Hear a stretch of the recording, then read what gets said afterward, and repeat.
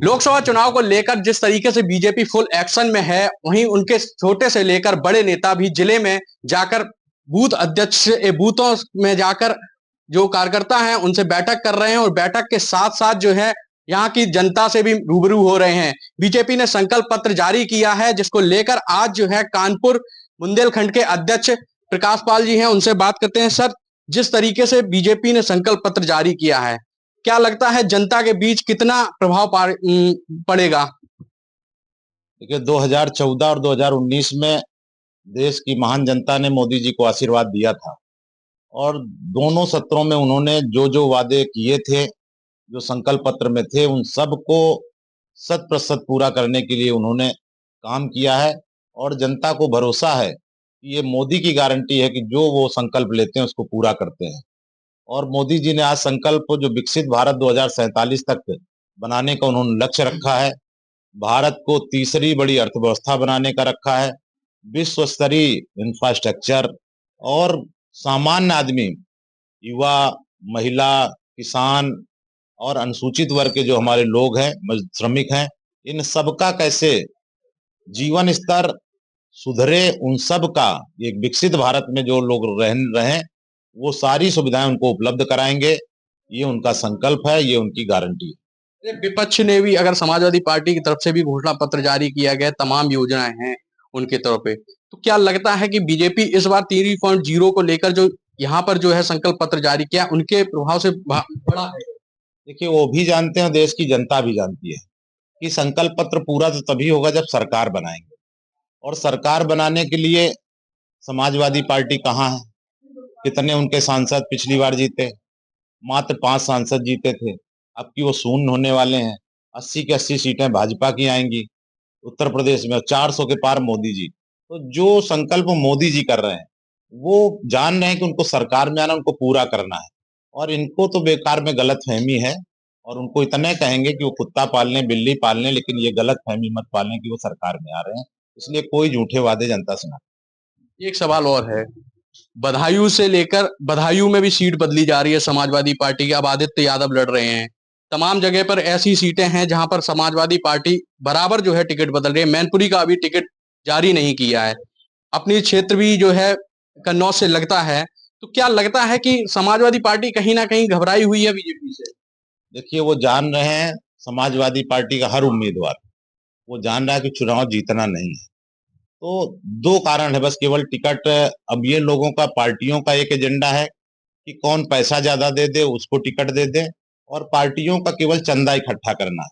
2 ही लक्ष्य है, प्रत्याशियों का केवल चंदा इकट्ठा करना रहेगा और पार्टियों का टिकट बेचना। इसके अलावा इस चुनाव में कोई इन लोगों की भूमिका नहीं है। लोग हार से डर रहे हैं, इसलिए भाग रहे हैं। शिवपाल जी भी बदायूं जाकर इतने दिन घूम फिर के देख आए। उनको लगा धर्मेंद्र यादव, जब सपा बसपा गठबंधन था और कांग्रेस ने भी उनके विरुद्ध प्रत्याशी नहीं उतारा था, लोक दल ने भी उनके प्रत्याशी नहीं उतारा था, तब भी वो हारे थे। उनकी धर्मपत्नी कन्नौज में बसपा, कांग्रेस और लोक दल के समर्थन के बाद नहीं जीती थी। फिरोजाबाद में अक्षय प्रताप उनके तीनों दलों के समर्थन के बाद नहीं जीते। इनके जो आज इंडी गठबंधन के दूसरे हैं, राहुल गांधी, जिनको सपा बसपा लोक दल तीनों पार्टियों का समर्थन था, जीते नहीं। आज हालात बदल गए हैं। ऐसा कोई बचा नहीं जो सपा से खफा नहीं। जयंत चौधरी उनके साथ थे, वो खफा होकर भाजपा के साथ आ गए। ओम प्रकाश राजभर उनके साथ थे, वो उनसे खफा हो गए हैं। स्वामी प्रसाद मौर्य उनके साथ थे, वो खफा हो गए हैं। पल्लवी पटेल उनके साथ थी, वो खफा हो गई हैं। अब तो सूचना है कि चच्चा आजम भी उनसे खफा है। तो यही है कि ऐसा कोई बचा नहीं जो सपा से खफा नहीं। कुछ नेता ऐसे भी हैं जो बीजेपी में आए, बीजेपी के बाद फिर सपा में गए, सपा के बाद फिर बीजेपी में आए। लोगों की इच्छा है, आना जाना अपना लगा रहेगा चुनावी मौसम में, लेकिन भारतीय जनता पार्टी अपने कार्यकर्ताओं के बलबूते और लगातार, चूंकि आने का क्रम इसलिए है, भारतीय जनता पार्टी में सब जान रहे हैं कि अगले 50 साल तक भारत में और उत्तर प्रदेश में भाजपा की सरकार रहने वाली। जिला अध्यक्ष भी हमारे साथ मौजूद है, जिला अध्यक्ष से बात करेंगे। आप बताइए, औरैया को लेकर किस तरीके से विकास आने वाले समय में आप मांगेंगे कि सरकार बने? औरैया का पूर्ण विकास होगा और माननीय प्रधानमंत्री जी का सबका साथ, सबका विकास, सबका प्रयास, और उत्तर प्रदेश में सभी विपक्षियों की जमात जब्त होने वाली है। 80 में 80 सीटें भारतीय जनता पार्टी को मिलेंगी। औरैया की एक सबसे बड़ी कमी अभी तक रही है कि रेफर होना, यानी कि अस्पताल नहीं बन पा रहा है। ये क्या कमी पूरी हो पाएगी? 10 साल से लगातार जो है सरकार रही है और सरकार रहने के बाद भी अस्पताल नहीं है। कई लोगों को हमने खुद देखा है कि लोगों की जानें चली जाती हैं। ये अस्पताल बना हुआ, वहाँ भी पूरी व्यवस्था है, यहाँ तक कि यहाँ पे जो है वो होने लगा है, क्या बोलते जो है मेडिकल कॉलेज में, और वहाँ जो 6 बेड इसके हैं, जो ब्लड का जो है बदलने वाला काम होता है, यहाँ भी 6 डायलिसिस वाला सिस्टम यहाँ चालू हो गया। यहाँ व्यवस्थाएं बहुत अच्छी हैं और मेडिकल कॉलेज बनके तैयार हो गया है। यहाँ कोई यही समस्या स्वास्थ्य विभाग की नहीं है। राज्य मंत्री जी हमारे साथ हैं, तुमसे क्या लग रहा है, इस बार क्या माहौल है? देखिए, माहौल तो बहुत ही क्लियर हो चुका है। पूरे प्रदेश में 80 सीटों में 80 सीटें भारतीय जनता पार्टी के पक्ष में जनता ने मन बना लिया है और सारे राजनीतिक दल विचारधारा की शून्यता में चले गए हैं। प्रत्येक विपक्षी दल के पास धरातल कुछ नहीं है। इसलिए भारतीय जनता पार्टी की 80 सीटों में से 80 सीटें पूरी भारतीय जनता पार्टी के पक्ष में जनता ने मन बना लिया। और आपने स्वास्थ्य की जिक्र किया है, मैं कह सकता हूं कि आसपास के 10 जनपद में 650 बेड का जो औरैया जनपद में मेडिकल कॉलेज का निर्माण हुआ है, 1 जुलाई से वो शुरू होने वाला है और 1 जुलाई से यहाँ डॉक्टर्स की पोस्टिंग हो चुकी है। एक से एक विशेषज्ञ आ चुके हैं, इसलिए और मशीनें भी आ गई हैं। इसलिए स्वास्थ्य की सारी समस्या औरैया जनपद की नहीं, आसपास के 10 जिलों की समस्या समाप्त हो जाएगी। एक सवाल ये है, 2 विधानसभा में समाजवादी पार्टी की सीटें हैं, 1 बीजेपी की है, कितनी टक्कर मानते हैं जीत पाएगी? देखिए, लोकसभा में कोई प्रॉब्लम नहीं है। माननीय मोदी जी का संकल्प पत्र आपने देखा होगा, पूरे राष्ट्र को विकसित करने का एक संकल्प है जो 2047 तक उनको पूरा करना है। हमारे जमीनी स्तर के कार्यकर्ता, हमारे जमीनी स्तर के पदाधिकारीगण उस लोकसभा को, प्रत्येक लोकसभा को जिताने के लिए संकल्पित है। तो कैसे मुद्दों लेके जाएंगे आप? अरे मुद्दे जी, आपको हार बड़ी मिली हो, लेकिन जिस प्रकार से जो है 2 सीटें हारी हैं, इस बार कैसे आप इसको जीत दिलाएंगे? नहीं, देखिए ऐसा है, ये लोकसभा का चुनाव है।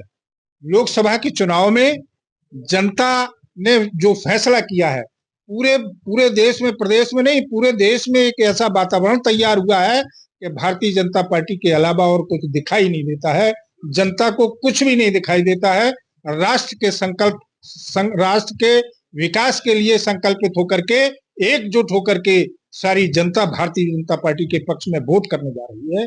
इसलिए हम समझते हैं कि पूरे उत्तर प्रदेश की 80 सीटों में 80 सीटें जाएंगी। हमारे साथ जो है जिला, आप भी बताइए किस तरीके से जो चुनाव है, क्या माहौल है? आप सब देख रहे हैं कि पूरे उत्तर प्रदेश में ही मोदी और योगी जी दोनों अपने आप में ब्रांड हैं। जनता का उनके प्रति अटूट विश्वास है और जहां तक हमारी पार्टी की रणनीति की बात है, तो हमारा एक एक कार्यकर्ता अनवरत 365 दिन जो काम करता है बूथ पर, उसका भरोसा और पार्टी की रणनीति दोनों अपने लक्ष्य को भेदने का काम करेंगे। उत्तर प्रदेश में कितनी सीटें? 80 में 80, कोई संदेह नहीं, कोई संदेह। तो जिस तरीके से जो है बीजेपी के नेता जो हैं, तमाम जो हैं जो यहाँ पर पदाधिकारी थे, उन्होंने साफ तौर से कहा है कि बीजेपी इस बार 80 से 80 सीटें लेके आएगी और तमाम जो संकल्प पत्र जो लिया है वो लोगों को काफी प्रभाव करेगा।